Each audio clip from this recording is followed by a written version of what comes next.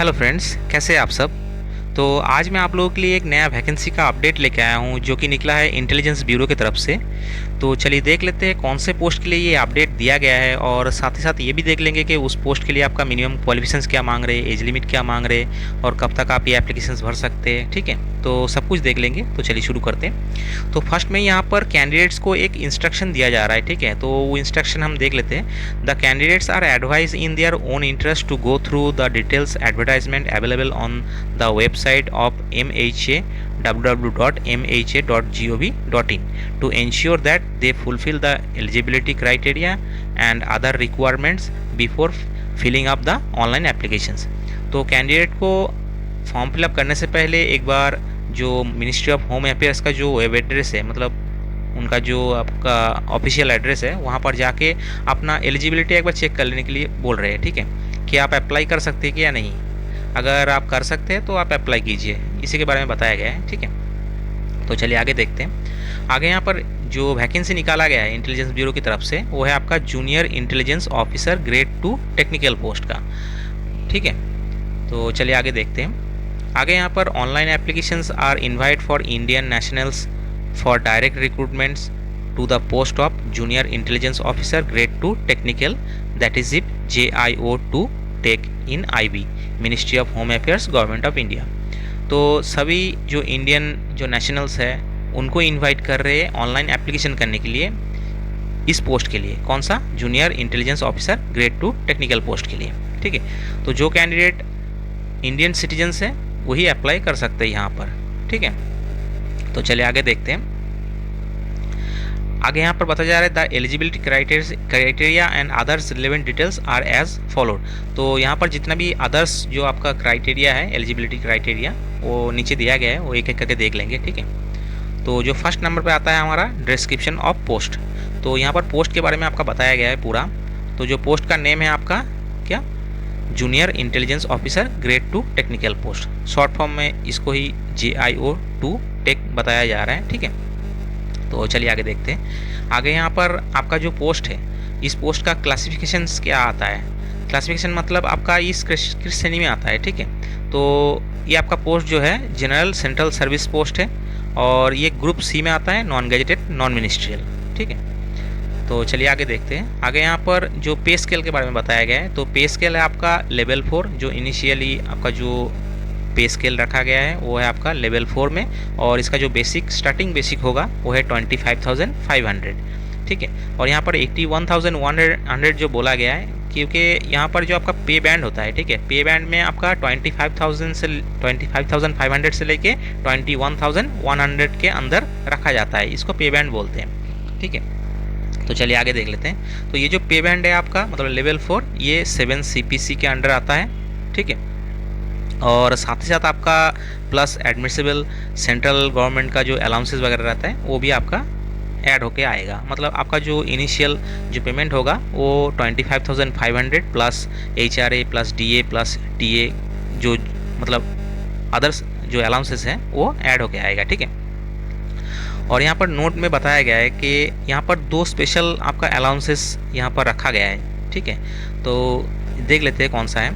तो यहाँ पर एक नंबर पे जो दिया गया है वो है स्पेशल सिक्योरिटी अलाउंसेस, जो कि होगा आपका बेसिक पे के 20%। तो ये हर कैंडिडेट को मिलेगा कि जो आपका 25,500 जो बेसिक है, इसी के साथ ही आपका 20% ऐड होके आएगा। मतलब 25,500 का 20% जितना होता है वो ऐड होके आएगा। ठीक है, और साथ ही साथ आपका यहाँ पर बताया जा रहा है cash compensation in leave of duty perform on holiday subject to ceiling of 30 days. यहाँ पर अगर कोई कैंडिडेट जो ज्वाइन कर लेंगे, उसके बाद अगर मान लीजिए हॉलीडे के दिन भी आपको ड्यूटी करना पड़ रहा है, तो उस हॉलीडे के दिन आपको जो पेमेंट दिया जाएगा, तो जो आपका बेसिक है, मतलब 25,500 जो बेसिक है, इसको 30 डेज से डिवाइड किया जाएगा। ठीक है, तो जितना होगा, आप मान लीजिए एक दिन ड्यूटी किए हॉलीडे का, ठीक है, तो आपको 25,500 को 30 डेज से डिवाइड करेगा, जितना आता है वो आपका एक दिन का बेसिक हो गया। ठीक है, उस दिन के हिसाब से आपको पेमेंट दिया जाएगा। तो ये भी आपको ऐड होके आएगा। ठीक है, अगर आप ड्यूटी करते हैं तो। ठीक है, तो चलिए आगे देखते हैं। आगे यहाँ पर नंबर ऑफ वैकेंसीज़ के बारे में बताया गया है। तो यहाँ पर जो कैटेगरी वाइज वैकेंसी है उसके बारे में बताया गया है। तो यहाँ पर टोटल जो वैकेंसी है वो है 797 वैकेंसी, जिसमें से आपका यूआर का आता है 325, ईडब्ल्यूएस का आता है 79, ओबीसी का आता है 215, एससी का आता है 119 और एसटी का आता है 59। तो बहुत सारा वैकेंसी है, जो इंटरेस्टेड कैंडिडेट है वो अप्लाई कर सकते हैं, ठीक है। तो चलिए आगे देखते हैं। आगे यहाँ पर जो एसेंशियल क्वालिफिकेशंस के बारे में बताया गया है, तो ये आपका क्वालिफिकेशन होना ही चाहिए, मिनिमम तो आपका ये क्वालिफिकेशंस होना चाहिए, तभी आप अप्लाई कर सकते हैं। तो फर्स्ट में आपका आ जाता है diploma in engineering in the field of, तो आपका डिप्लोमा होना चाहिए। जो फील्ड है आपका यहाँ पर दिया गया है, तो एक एक करके देख लेते हैं। तो जो फील्ड है आपका इलेक्ट्रॉनिक्स और इलेक्ट्रॉनिक्स एंड टेलीकम्युनिकेशंस और इलेक्ट्रॉनिक्स एंड कम्युनिकेशंस और इलेक्ट्रिकल एंड इलेक्ट्रॉनिक्स और इंफॉर्मेशन टेक्नोलॉजी और कंप्यूटर साइंस और कंप्यूटर इंजीनियरिंग और computer applications from a government recognised university और इंस्टीट्यूट, ठीक है। तो यहाँ पर इस फील्ड में आपका किसी भी एक फील्ड में आपको डिप्लोमा होना चाहिए, तभी आप इस पोस्ट के लिए अप्लाई कर सकते हैं, ठीक है। तो अगर आपके पास डिप्लोमा नहीं है, ठीक है, तो भी आप अप्लाई कर सकते हैं। तो जो 2 नंबर पे बताया गया है वो देख लेते हैं। तो यहाँ पर बैचलर डिग्री अगर किसी को साइंस साइड से है तो भी अप्लाई कर सकते हैं, वो भी आपका इलेक्ट्रॉनिक्स और कंप्यूटर साइंस और फिजिक्स और मैथमेटिक्स, ठीक है। तो जिस कैंडिडेट के पास अगर मान लीजिए डिप्लोमा नहीं है और ग्रेजुएशन है आपका मैथमेटिक्स या तो फिर फिजिक्स या फिर कंप्यूटर साइंस या फिर आपका इलेक्ट्रॉनिक्स है, तो भी आप अप्लाई कर सकते हैं इस पोस्ट के लिए, ठीक है। तो चलिए आगे देख लेते हैं। आगे यहाँ पर जो 3 नंबर जो आपका एसेंशियल क्वालिफिकेशंस के बारे में बताया गया है, ठीक है। तो यहाँ पर दिया गया है bachelor degree in computer applications from a government recognised university और इंस्टीट्यूट। तो ये जो आपका क्वालिफिकेशंस है ये है आपका बीसी है, ठीक है। तो जिस कैंडिडेट के पास अगर मान लीजिए डिप्लोमा नहीं है, बैचलर डिग्री मतलब साइंस जो आपका रेगुलर जो साइंस जो सब्जेक्ट होता है उसमें नहीं है, तो आपने बीसीए करके रखे हैं, तो भी आप अप्लाई कर सकते हैं, ठीक है। तो चलिए आगे देख लेते हैं। आगे यहाँ पर एज लिमिट के बारे में बताया गया है। तो एज लिमिट जो रखा गया है वो है 18 से लेके 27 ईयर्स तक, ठीक है। तो जो अपर एज लिमिट जो होगा अनरिजर्व कैंडिडेट के लिए वो है 27 ईयर्स, और साथ साथ यहाँ पर आपका जो अपर एज लिमिट का रिलैक्सेबल जो रखा गया है SC ST कैंडिडेट के लिए 5 ईयर्स और 3 ईयर्स रखा गया है आपका OBC कैंडिडेट के लिए, ठीक है। मतलब आपका SC ST कैंडिडेट जिनका एज 32 एज है वो भी अप्लाई कर सकते हैं अप टू 32, और जो OBC कैंडिडेट है उनका एज अप टू 30 होना चाहिए, ठीक है, तभी आप अप्लाई कर सकते हैं। तो चलिए आगे देख लेते हैं। आगे यहाँ पर upper age limit is relaxable for departmental candidates up to 40 years of age who have rendered 3 years of regular and continuous service, ठीक है। तो जो कैंडिडेट डिपार्टमेंटल कैंडिडेट है मतलब सेंट्रल गवर्नमेंट के जो कैंडिडेट्स हैं, मतलब ऑलरेडी सेंट्रल गवर्नमेंट में जॉब करते हैं, वो भी 3 साल रेगुलर सर्विस में, तो उन कैंडिडेट्स के लिए 40 ईयर्स तक का छूट मिलेगा, ठीक है। ये सिर्फ जनरल कैंडिडेट्स के लिए है, ठीक है। और जो SC ST कैंडिडेट है उनके लिए एक्स्ट्रा 5 ईयर्स, और जो OBC कैंडिडेट है उनके लिए एक्स्ट्रा 3 ईयर्स। मतलब SC ST कैंडिडेट के लिए 45 ईयर्स और जो आपका OBC कैंडिडेट है उनके लिए 43 ईयर्स तक का छूट मिलेगा, ठीक है। तो चलिए आगे देख लेते हैं। आगे यहाँ पर जो आपका the age limit relaxable up to age 35 years for your candidates and up to 40 years for SC ST candidate in case of widow, divorce, women and judicially जो सेपरेट रहते हैं उनके लिए। तो जो कैंडिडेट विधवा है और डाइवोर्स हो गया है और जो जुडिशियली सेपरेट रहते हैं उनके लिए यहाँ पर एज लिमिट रखा गया है आपका 35 ईयर्स यूआर के लिए, और SC ST कैंडिडेट के लिए 40 ईयर्स तक का रखा गया है, ठीक है।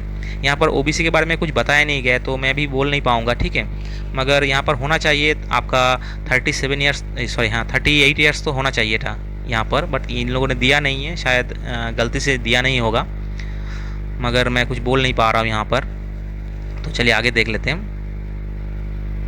यहाँ पर आपका the age limit of relaxable of ex serviceman as well as the children and dependents of victim of the riots 2002 Gujarat and Sikh riots of 1984 as per the government instruction in this regular issue by the central government from time to time। तो जो candidates आपका एक serviceman है उनके लिए आपका age limit का एक रिलैक्सेबल रखा गया है, ठीक है। और जो कैंडिडेट्स विक्टिम हैं आपका 2002 जो गुजरात का जो इंसिडेंट हुआ था उसमें, और आपका जो सिख जो इंसिडेंट हुआ था 1984 में, उन कैंडिडेट्स के लिए यहाँ पर आपका छूट दिया गया है, ठीक है। गवर्नमेंट जो ऑर्डर निकलता है उस हिसाब से। और यहाँ पर the upper age limit of relaxable up to maximum 5 years to the meritorious sport person specified in para 1, ठीक है। तो यहाँ पर जो स्पोर्ट्स पर्सन है उनके लिए भी 5 years का छूट रखा गया है, ठीक है। तो ये आप देख लीजिएगा, यहाँ पर एक लेटर दिया गया है, उस लेटर के अनुसार यहाँ पर उनको छूट मिलता है, तो ये आप देख लीजिएगा, ठीक है। जो आपका स्पोर्ट्स पर्सन है उन्हीं को पता रहेगा इसके बारे में। तो चलिए आगे देख लेते हैं। आगे यहाँ पर बताया गया जा रहा है कि में जो दिया गया है, the post of JIO2 tech being an operational post is not reserve for PWD candidates, hence they need not apply. मतलब ये जो आपका पोस्ट है JIO2 टेक पोस्ट है, ये ऑपरेशनल पोस्ट है। तो इस पोस्ट के लिए आपका कोई फिजिकल कैंडिडेट्स, मतलब फिजिकली हैंडीकैप्ड जो कैंडिडेट्स हैं वो अलाउ नहीं होता है, तो इसलिए उनके लिए यहाँ पर अप्लाई करने के लिए मना कर रहा है, मतलब नीड नॉट अप्लाई, तो वो अप्लाई नहीं कर सकते, ठीक है। तो यहाँ पर नोट 2 में क्या बताया जा रहा है देखते हैं। The reservations of vacancies for OBC SC ST EWS ex serviceman is as per rules और रोस्टर, ठीक है। तो आपका जो रिजर्वेशन वैकेंसीज़ है OBC SC ST EWS और एक्स सर्विसमैन, ये आपका गवर्नमेंट का जो रूल्स निकलता है उस हिसाब से आपका रहेगा, ठीक है। तो चलिए नोट 3 में क्या लिखा है देखते हैं। The number of vacancies is provisional and liable to change. तो यहाँ पर जो बताया जा रहा है कि जो वैकेंसी दिया गया है टोटल जो वैकेंसी दिया गया है यहाँ पर 797 जो वैकेंसी है, इस वैकेंसी को यहाँ पर वो लोग चेंज भी कर सकते हैं, या मतलब बढ़ाया भी जा सकता है या भी घटाया भी जा सकता है, ठीक है। तो इनके पास वो राइट रहता है। तो चलिए आगे देख लेते हैं। नोट 4 में बताया जा रहा था eligibility of the candidates in terms of age, educational qualifications, caste category etcetera will be determined on the closing date. तो जितना भी आपका एज, एजुकेशनल क्वालिफिकेशंस हो गया, कास्ट सर्टिफिकेट हो गया, एक्स्ट्रा जितना भी आपके पास सर्टिफिकेट रहेगा जो आप सबमिट करेंगे, उनका जो इशू डेट होगा, वो इशू डेट आपका जो लास्ट डेट है, मतलब जो रखा गया है 23/6/2023 तक, तो इस डेट से पहले आपका इशू हो जाना चाहिए, तभी आप अप्लाई कर सकते हैं, ठीक है। देख लेते हैं क्या बताया गया है यहाँ पर। The candidate must be in possession of diploma और degree in the relevant field mentioned in the above table, that is if the final result must be out on the before of the closing date, that is if 23 June 2023 till आपका 11:59 PM, ठीक है। तो यहाँ पर जो बताया जा रहा है, जो आपका एजुकेशनल क्वालिफिकेशन है, डिग्री या फिर डिप्लोमा, वो आपका जो पासिंग आउट रिजल्ट है वो आपका 23/6/2023 से पहले आपका इशू हो जाना चाहिए, तभी आप अप्लाई कर सकते हैं, ठीक है। चलिए आगे देख लेते हैं। आगे यहाँ पर सर्विस लाइबिलिटी के बारे में बताया जा रहा है। The post involves all India transferable liability, therefore the candidates willing to serve anywhere in India only need to apply. तो जिस कैंडिडेट को जॉब मिल जाएगा उस कैंडिडेट को इंडिया के कहीं पे भी आपको सर्विस करना पड़ सकता है, ठीक है, अगर ज़रूरत पड़े तो चलिए आगे देख लेते हैं। आगे यहाँ पर सिटी ऑफ एग्जामिनेशन के बारे में बताया गया है। The candidate may refer to the detail advertisement. तो कैंडिडेट को ये रेफ़र किया जा रहा है कि डिटेल्स एडवर्टाइजमेंट जो है वो देखने के लिए, क्योंकि वहाँ पर ये आपका जो एग्ज़ाम सिटीज़ है उसके बारे में बताया गया है, ठीक है। फिर भी यहाँ पर नोट 1 कुछ नोट दिया गया है, उसमें से नोट 1 देख लेते हैं। तो while filling of the in the online applications form, the applications should carefully decide about his and her choice of city of examination।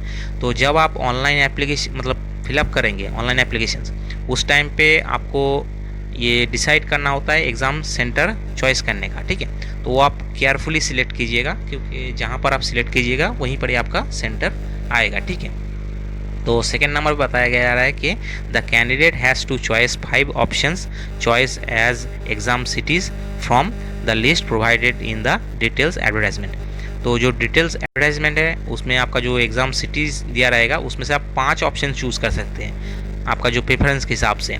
तो उस 5 ऑप्शन में से जो फर्स्ट वाला रहता है वही में आपका मैक्सिमम चांसेस होता है आपका सेंटर आने का। फिर भी अगर वहाँ पर अगर मान लीजिए सीट फिलअप हो गया तो आपका मतलब जो बाकी जो आपका प्रेफरेंस है उस हिसाब से दिया जाता है, ठीक है। तो चलिए आगे देख लेते हैं। आगे यहाँ पर बताया जा रहा है कि exam city once obtained will not be change under any circumstances. तो यहाँ पर बताया जा रहा है अगर आपका जो एग्ज़ाम सिटी है वो अगर एक बार सिलेक्ट हो गया तो आप किसी भी कंडीशन में उसको चेंज नहीं कर सकते हैं, ठीक है। तो आप ध्यान से भरिएगा, आपका जो एग्ज़ाम सेंटर आप चॉइस करेंगे वो ध्यान से भरिएगा, जहाँ पर आपका मतलब सुविधा होगा जाने का वहीं पर ही आपका मतलब उस सेंटर को आप चॉइस कीजिएगा, ठीक है। तो चलिए आगे देखते हैं। आगे यहाँ पर बताया जा रहा है in case of over subscriptions under subscription at particular city the candidate may shifted to same other city, ठीक है। तो यहाँ पर बताया जा रहा है अगर मान लीजिए मैं फर्स्ट में बता दिया था कि अगर मतलब मान लीजिए किसी सिटी में सबसे ज़्यादा एप्लीकेशंस आया है, मतलब उस सिटी में सेंटर मांगे गए हैं, तो वहाँ पर मान लीजिए सीट फिलअप हो गया तो क्या करेंगे, आपका जो सेकेंड प्रेफरेंस है जो बाद में अप्लाई करते हैं उनको जो सेकेंड प्रेफरेंस है वहाँ पर शिफ्ट किया जाता है, ठीक है।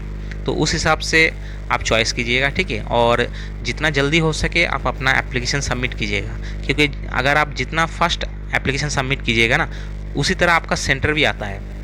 क्योंकि अगर मान लीजिए आप फर्स्ट साइड में आप मतलब एप्लीकेशंस भरे हैं तो सेंटर भी आपको पहले मिलेगा, ठीक है। तो चलिए आगे देख लेते हैं। आगे यहाँ पर आपका स्कीम ऑफ एग्जामिनेशन के बारे में बताया गया है, ठीक है। तो यहाँ पर 3 टायर रखा गया है आपका एग्ज़ाम का। तो चलिए एक एक करके देख लेते हैं। तो यहाँ पर टायर 1 में आता है डिस्क्रिप्शन ऑफ द एग्जामिनेशन। तो टायर 1 में क्या दिया रहा है आपका online exam of the objective type MCQ 100 questions based on the general mental ability 25%, आपका combinations of subject as per the essential qualifications उसमें 75%, ठीक है। और यहाँ पर नेगेटिव मार्किंग रखा गया है 1/4 mark of each wrong answer. तो यहाँ पर जो आपका जनरल मेंटल एबिलिटी है इसमें आपका 25% मतलब 100 क्वेश्चन में से 25 क्वेश्चन आपका जनरल मेंटल एबिलिटी से आएगा, ठीक है। और आपका जो एसेंशियल क्वालिफिकेशंस है उस क्वालिफिकेशंस के हिसाब से आपका 75 मार्क्स आएगा, ठीक है।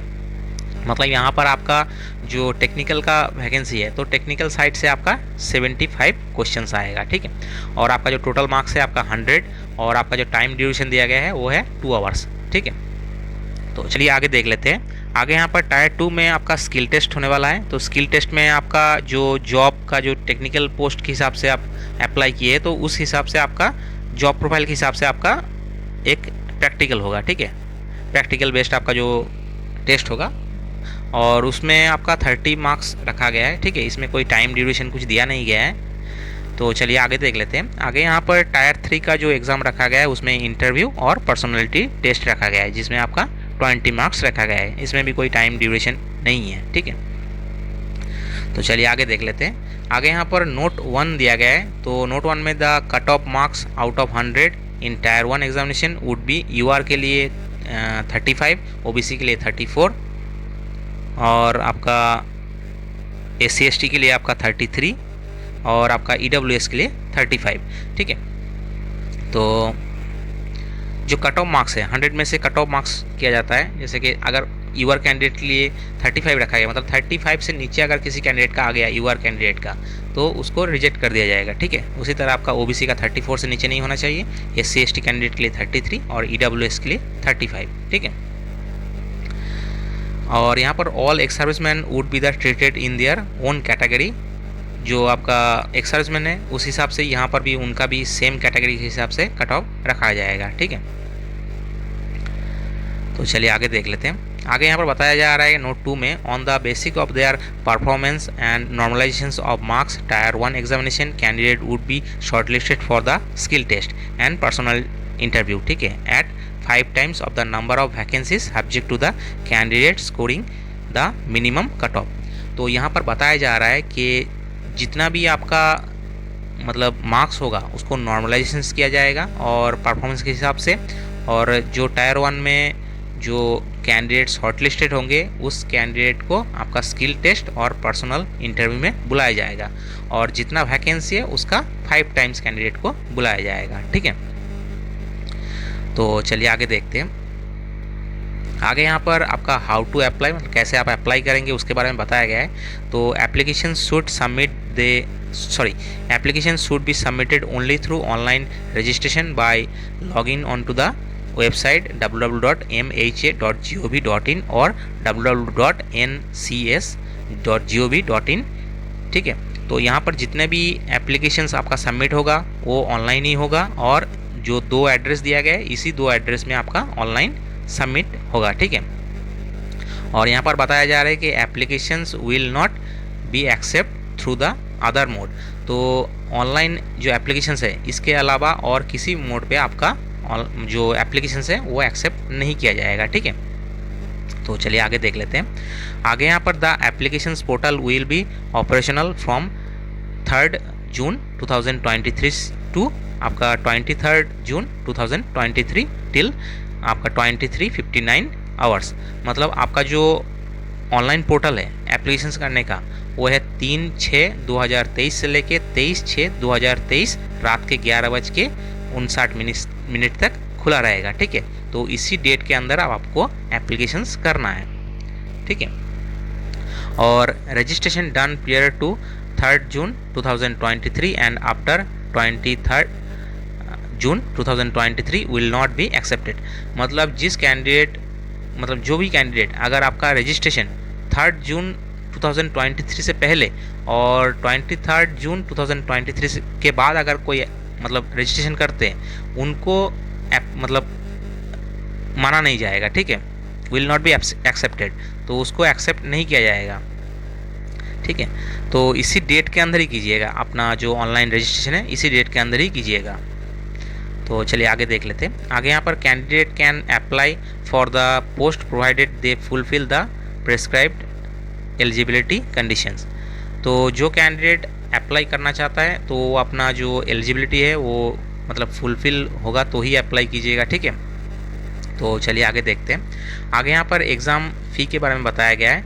तो it is the 2 component examination fee Rs 50 rupees and recruitment processing charges 450 rupees to be paid under. ठीक है, तो यहाँ पर 2 कंपोनेंट है आपका एग्ज़ाम फ़ी का। एक है आपका 50 रुपीज़ का जो है आपका एग्ज़ाम फ़ी, और आपका जो रिक्रूटमेंट प्रोसेस चार्जेस रहता है वो है आपका 450 रुपीज़। मतलब टोटल आपका 500 पे करना पड़ेगा। ठीक है,